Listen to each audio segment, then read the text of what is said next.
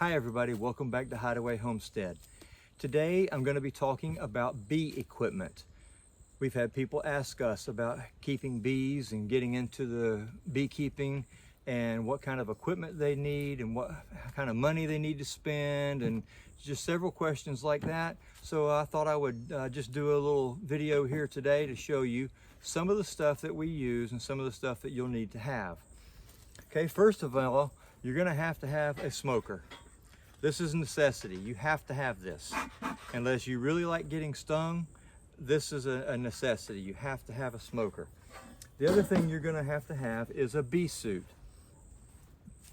They come in various sizes and colors, and this is a bee jacket. This is just the jacket. It actually has a hood, but I don't usually use the hood. I put the hood down when I wear it. And then, of course, the bee gloves. And these are gloves that keeps the bees from stinging you. A lot of people don't like to use them because they don't have as much dexterity with them on. I've done it both ways.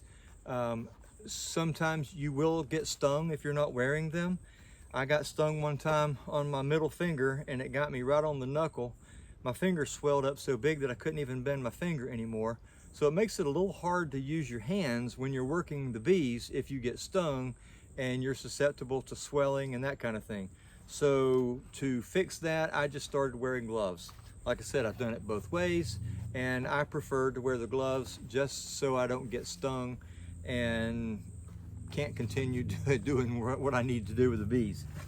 The other thing you're going to need is called a veil. This is actually a pith helmet. And this is the veil part, and it's got a screen front here and on the sides, and then it has this is actually the veil part right here that goes down and covers your neck and your shoulders, and then you have this long string here that goes around you and you tie it, and this keeps the bees from getting to you. Again, I've seen and known of some beekeepers who work bees and don't wear these, and to me, I don't think that's a very smart thing to do, because if they sting you on your face, especially if you get stung close to your eye somewhere, your eye is going to swell up and it's going to be closed and you're not going to be able to see what you're doing, kind of thing. So I prefer to wear a veil. For those of you who don't want to wear one, that is totally up to you. The other thing that we use is called a bee brush. You won't really need one of these until you start extracting honey, and I'll show you why in just a minute. What I have done is I have gotten a bag. I just got this bag. I think Carol got it from somewhere. I don't remember where it came from. And I put all of my bee stuff in here. I keep quite a variety of stuff in here, really. I keep newspaper, and the reason for the newspaper is so I can shred up small pieces, put the newspaper in the bottom of the smoker, light the newspaper, and then I use hay.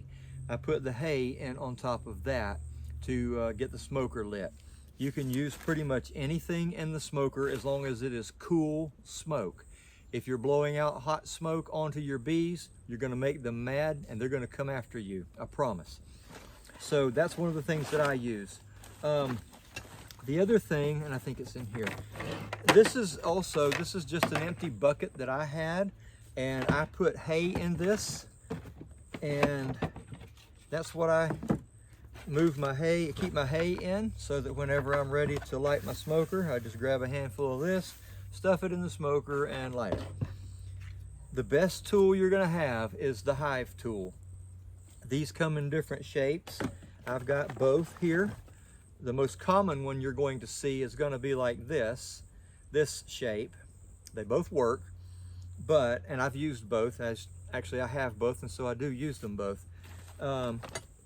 My preference is this one, and it's called a J hook, and it's because it's got this little hook right here. It looks like a J, and that is, for me, a really good thing, and I'll show you why in just a minute. I use one of these lighters to light the hay with in the smoker. These are real handy. And what else do I have that I use? If you want, you can get a tool like this, and this is for lifting the frames out of the hive. It comes in handy, especially when you're pulling honey out of the super, and they get stuck in there. Sometimes the bees will stick them down pretty good and you can't get them out. This is a good thing that it really grips it and you can pull it out. This is something, you don't have to have this. This is just something that I added a couple years ago, more or less as an experiment to see how it worked, and I like it pretty good, so I kept it. Oh, let's see, what else have I got in my little bag of goodies here? I always keep a roll of duct tape with me. You never know when you're going to need this. I use it mostly for if I've got, I don't know, maybe a hive or something that the lid is loose on. You can just wrap some duct tape around it and stick it down to hold it in place, kind of thing. You can also use it to put around the bottoms of your pants legs to keep the bees from crawling up your pants leg, if that's the case. If you happen to get some bees on the ground while you're working them, they will find you, and the next thing you know, they're crawling up under your pants leg and you don't know they're there until you feel them. So that's good for that. All right, like I said, there are several ways that you can light your smoker. If you are somewhere where there are pine needles, you can use pine needles. You can use newspaper, hay. I use hay because we have an abundance of it here because of the animals, and so I've got hay readily available. Leaves, oak leaves, or any kind of leaves that you find on the ground that you can rake up and use. Again, as long as whatever you're using is cool smoke, you have to make sure that it's cool. So what I do whenever I light my smoker, after I get it lit and I start puffing it and make sure it's lit real good, what I will do is I'll puff some smoke and put my hand in front of it. If that smoke feels cool to my hand, it's going to feel cool to the bees. If it's hot and it burns your hand, don't use it. Get something else, okay? So let me show you what we do here also with this. This is called a nuke box, short for nucleus. And what this is, this holds 5 frames. And what this is it's also can be used as a catch box. That's the reason for the hole in the front right here. You can put 5 frames in here. This one doesn't have any in it right now, but you can put 5 frames in this, and you can set this out somewhere, usually in the spring, whenever there's swarms going on, and you can use a pheromone that you can buy for bees and spray it or put it inside this. And if there are bees flying around looking for a place to go, and they smell this, they'll go in there, and then maybe, if you're lucky, they will come in to here and set up camp inside this thing, and you'll have a free swarm of bees that you can put into a hive when they get big enough. Okay, this is the brood box, we call it. This is the hive. This particular one holds 10 frames. They do make them in an 8 frame. I prefer the 10, and whichever is your preference is fine. It's totally up to you. We put the frames in here, and this is what they call a foundation. This is just a plastic piece of plastic with the shape of the comb on here, and it is actually wax coated. And the reason for that is because the bees can sense that wax smell, and they will come to it and they'll start building their comb in the shape of the holes that are already on here. And so that's what we use for this. It has an entrance, which is right here, and this is the landing area, the front porch we call it sometimes.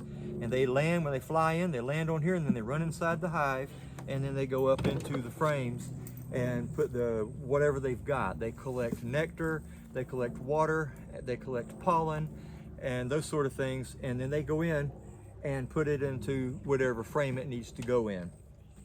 Once you get bees in here and you have a queen that has been mated and she's starting to lay eggs, then you're going to want to put one of these in. It's called a queen excluder. The queen is usually, if she's full of eggs, she's too fat to go between these little slots here. And so you would put this right on here, like that, and then you would put your lid on top of that. The worker bees are small enough that they can go between these wires and get up into, if you've got a super on here, and I'll show you that in a minute, they can get up into there and do whatever they're doing with the honey.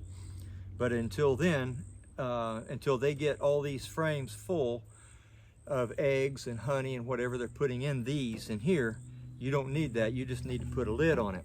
Once that gets full and they start to collect honey and start to put honey in the hive, then you're going to want to put what this is called a super, and this would go right on top of this.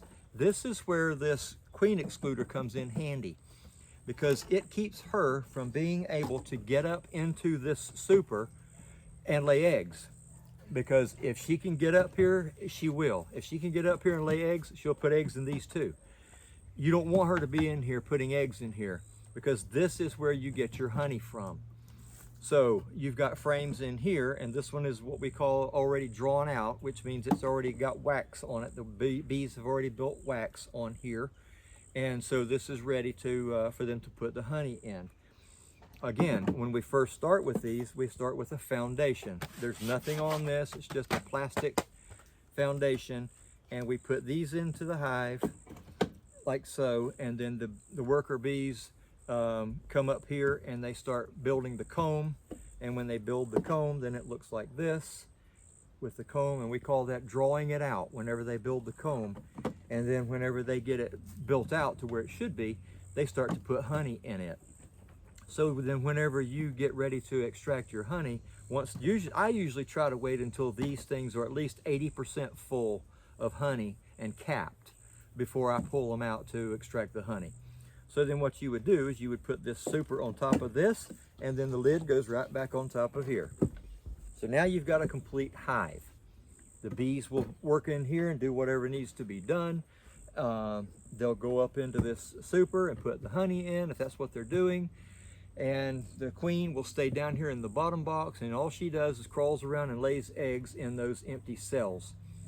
The bees are cleaners. They clean inside the cells, they clean them out, they clean the hive out. If something gets into the hive it doesn't belong there, they will actually haul it outside and drop it on the ground. If one of the bees happens to die inside the hive, and that happens, they will do the same thing with that. They will haul that dead bee out, and we've seen them do it. We've seen them grab that dead bee and they fly out of the hive with it, and they fly to wherever they want, however far they want to go with it, and then they drop it on the ground. So they keep the hive very, very clean inside. It usually stays a constant temperature. I believe it's 96 degrees or somewhere around there. They will actually put some water in some of the cells. It works like an air conditioner. Think of an air conditioning unit.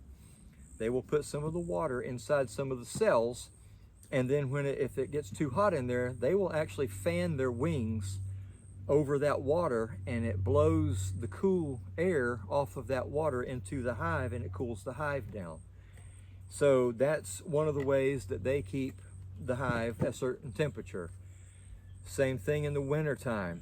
In the winter time, if it gets real cold, they will get into what they call a cluster. They'll get into the center of the brood box usually, and they will get around the queen. She's usually right in the middle. They'll get around her. They always protect her. They get around her, and they fan their wings to keep the temperature, the constant temperature inside, so that it doesn't drop and get too cold in there. If it gets too cold, they'll die. Usually in the winter time, if it's really cold, the only time the bees will come out of the hive is to go to the bathroom. They'll fly out, do whatever they have to do, and they fly back in, and that's all they do. The queen doesn't usually lay any eggs in the winter because it's too cold, and then in the spring, when things start to warm up again, then she will start to lay again. They also have in the hive, besides the queen, there's the male bee. It's called the drone. All he does is eat honey and mate with the queen. That's it. That's all his job is. And then there are the worker bees, and they all have a different job to do. So that is just a quick rundown of what we do with bees and beekeeping. If you have any questions, leave us a comment. If you're a beekeeper already and you've experienced something that you want to pass along to us and whoever else is watching, put that in the comments too. So, thanks for joining me today on Hideaway Homestead.